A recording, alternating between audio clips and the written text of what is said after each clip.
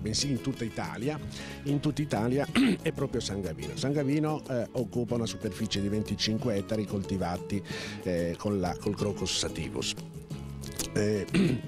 Inoltre può fregiarsi certamente di un titolo di una denominazione che è quella della DOP, che dopo 10 anni di percorsi lunghi finalmente nel 2009, dopo la pubblicazione sulla Gazzetta Europea, San Gavino, come altri paesi che hanno fatto parte di questa DOP, come Turri e Villanova Franca, siamo arrivati ad avere un successo che non può essere considerato un punto d'arrivo, ma certamente un punto di partenza, proprio perché molti elementi, quali dal punto di vista come elementi principiativi contenuti nel nostro zafferano di Sardegna, e soprattutto a San Gavino gli viene riconosciuto alte percentuali di principiativi, come dicevo, di crocina, picocrocina e safranale. Non ultimo,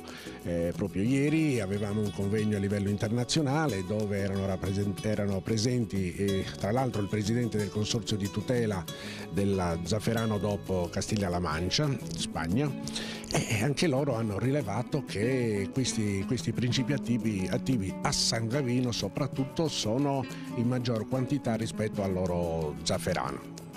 Noi in sintonia con il consorzio di tutela, con tutti gli operatori che hanno a cuore le problematiche sullo zafferano, compreso soprattutto l'agenzia Laore, che tanto ha fatto e tanto sta facendo per portare ancora in alto questa spezia, si sta cercando sempre di entrare nel mercato vero e proprio. Non è un mercato che può essere quello della cosiddetta grande distribuzione, non è certamente quello.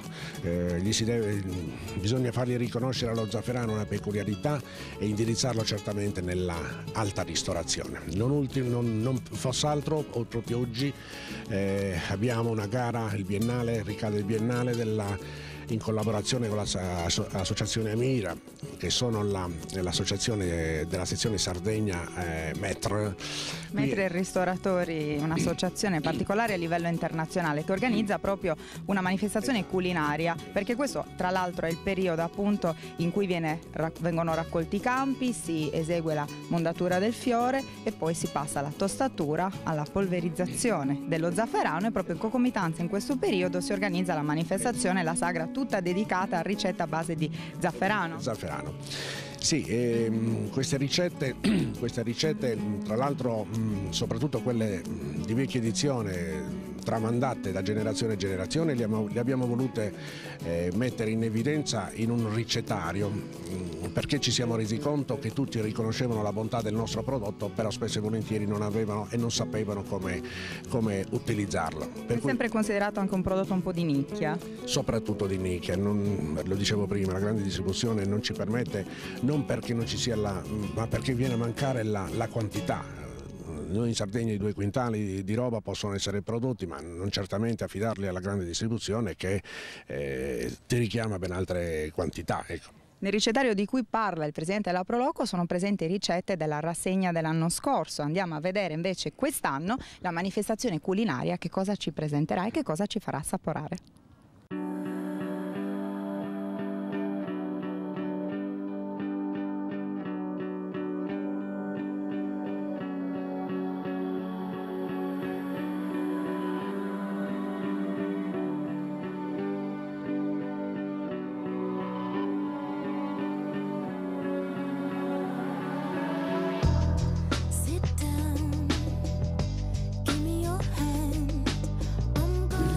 Ed eccoci giunti proprio alla rassegna A tavola con lo zafferano. Siamo in compagnia dell'addetto stampa dell'associazione Amira, associazione organizzatrice di questa seconda edizione della rassegna culinaria, il signor METR Nando Curreli. Buongiorno, è un piacere presentare proprio questo secondo convegno diciamo del zafferano, solo zafferano, ed è la seconda edizione per San Gavino, La prima edizione è stata praticamente fatta 2 anni fa, questo siamo giunti al secondo trofeo a tavolo con lo Zafferano. Abbiamo oggi con noi di 8 metri d'hotel, tutti qualificati, tutti esperti nella ristorazione, i cosiddetti ambasciatori del turismo a livello internazionale, in quanto tutti lavorano nell'ambito internazionale dei grandi alberghi, che si cimenteranno quest'oggi con delle ricette del tutto inedito, tutto farina del loro sacco, che presenteranno proprio per la prima volta in questa occasione. Quindi onorando questo prezioso alimento tipico di San Gavino, che è lo zafferano. Esatto, onorando proprio lo zafferano di San Gavino, perché come ho detto in altre occasioni, questo zafferano di San Gavino, a mio avviso, cioè a nostro avviso, è quello che ha sicuramente delle caratteristiche superiori a quello che troviamo nel mercato mondiale.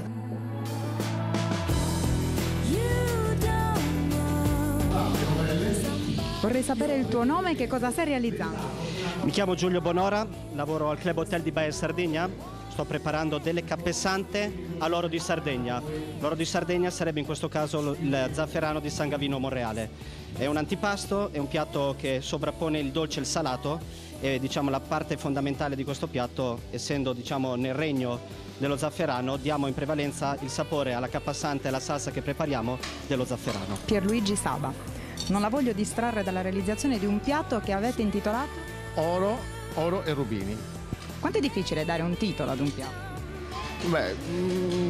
La difficoltà, se si ha un po' di fantasia, se si ama questo lavoro, se si ama l'ambiente, se ha il mestiere di collaborare col cliente, alla fine viene da sé. Alla fine viene da sé, perché comunque fare questo mestiere, questo lavoro, quest'arte, che chiamo io arte. Bisogna avere tanta creatività in tutti i sensi. Esatto, creatività, fantasia. In questo caso la creatività ha creato un abbinamento tra zafferano e? Zafferano, il vino Anastasia, il mucine di macedì e le patate. Grazie.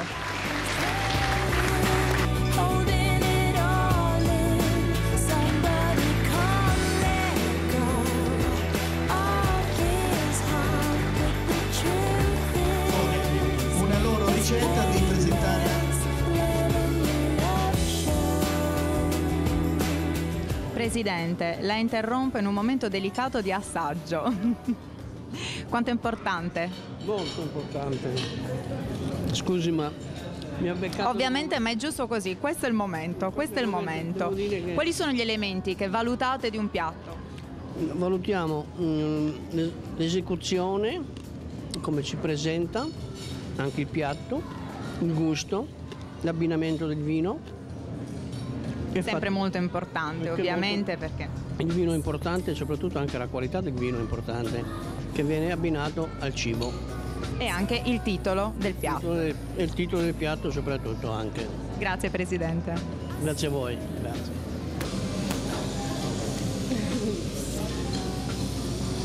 Sono da sempre le donne che cucinano, eppure come maître è raro vedere una donna. Eh sì, infatti anche comunque il mestiere di maître tra le donne non è molto diffuso, si può dire, praticamente credo di essere una delle novizie, una delle prime. Anche questo è emozionante e ti fa venire un po' la tremarella, insomma. È un settore maschilista o ti accettano volentieri? È un settore molto maschilista, come credo quasi tutti i settori ormai da sempre è un settore dove hanno sempre visto una figura come uomo e come autorità, e quindi è un po' difficile inserirsi, però piano piano ci si riesce comunque con tanta buona volontà. Buongiorno. Buongiorno. Buongiorno a tutti. Nome, titolo della ricetta, ma soprattutto ingredienti. Sì, io mi chiamo Armando Pilloni, sono Metro Hotel al Forte Village. Allora, ho preparato del tarantello di tonno, che poi sono le parti più piccole qui, questa invece è un'altra parte del pesce. Il tarantello è molto pregiato, con misticanza di funghi de Monte Arci, è flambato con la vodka. È una zafferano, ovviamente. Salsa allo zafferano e vino bianco. Quindi lo zafferano si presenta nella salsa, l'abbinamento col vino bianco, sempre nei piatti di pesce. Non necessariamente.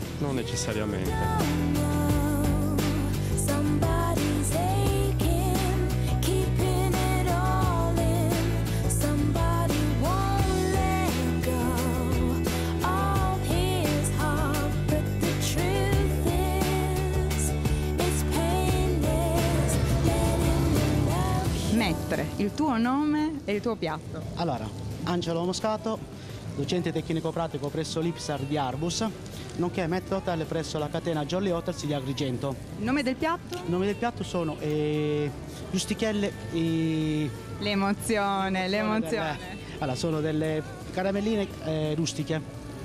Perfetto, dei fagottini particolari quindi. Fagottini un po' particolari che richiamano un po' anche la tradizione della... Senti, tu sei siciliano, però lavori qui in Sardegna e quindi lavori con dei prodotti che sono tipici della Sardegna. Quanto la qualità dei nostri prodotti vi è di vantaggio per la buon riuscita del piatto?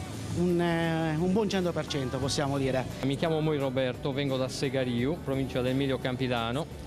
Diciamo che sono nell'associazione da 3 anni circa. Oggi ci presenti un piatto che si chiama? Allora, oggi il piatto del giorno si chiama bocconcini di carne ai profumi di sottobosco e una salsa di zafferano.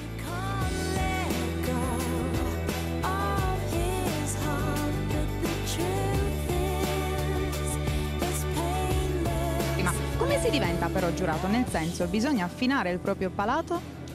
Penso di sì, nel mio caso fortunatamente facendo la giornalista ho l'occasione di osservare, di partecipare a diversi concorsi, quindi mi reputo un pochino super partes da questo punto di vista, e quindi è importante sì conoscere, e quindi una gran fortuna però perché si assaggiano tanti sapori, tutti i sapori rigorosamente sardi. Sì, soprattutto, infatti dicevo prima, penso che la cosa più importante di questo incontro sia trasmettere questo messaggio di valorizzare appunto le nostre tradizioni. Grazie. Antonello Fresi e la ricetta si chiama Sole e Mare. Sole e Mare, senti, l'importanza della flambata, ce la vuoi spiegare? L'importanza della flambata non è tanto il gusto che prende la pietanza, ma lo show che porta davanti al cliente. In questo caso dobbiamo sempre far felice e contento il cliente che compra, acquista il nostro prodotto. Chi è Elisa?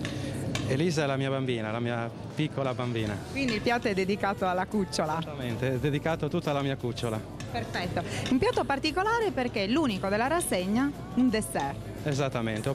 Ho pensato che siccome come dopo tutti i grandi pasti ci vuole un bel dessert per chiudere in bellezza tutto il nostro lavoro. Quindi lo zafferano può essere anche abbinato con un dolce. Esattamente, lo zafferano, al contrario di quello che si pensa, può essere abbinato con tutti i piatti. Ecco.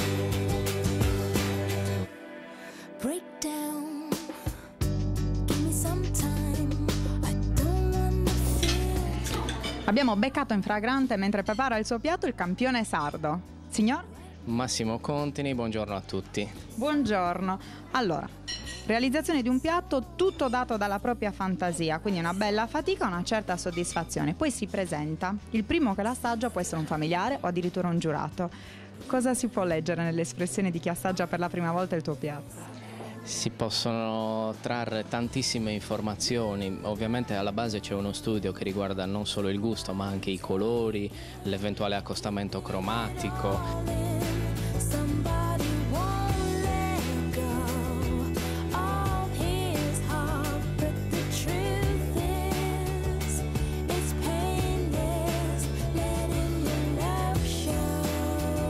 Lo spazio dedicato a San Gavino termina qui, purtroppo. Non è abbastanza per descrivere le grandi risorse di questo paese, ma adesso chiediamo al sindaco Gianni Cruccu, benvenuto tra noi, ci dia 3 motivi essenziali per poter venire qui a ammirare questo bellissimo paese. Guardi, ci sono già 3 motivi per cui una persona si avvicina a San Gavino, ma sono motivi legati più che altro al lavoro, alla salute e ai trasporti. Noi abbiamo la ferrovia, l'ospedale e gli istituti superiori, quindi parecchia gente viene già qui a San Gavino per questi motivi. Noi vorremmo che a questi motivi se ne aggiungessero degli altri, come per esempio poter offrire loro qualcosa di diverso, qualcosa che non sia legato solo al mondo del lavoro, ma che ne so anche al mondo del divertimento. Però noi abbiamo delle possibilità, abbiamo delle potenzialità, dobbiamo solo sfruttarle. Per esempio siamo un paese in cui c'è un teatro che nei prossimi mesi ospiterà attori del calibro di Giulio Scarpati, Lucia Poli, quindi è un teatro molto già... Quindi una motivazione sicuramente. Lavoro, trasporti, la cultura.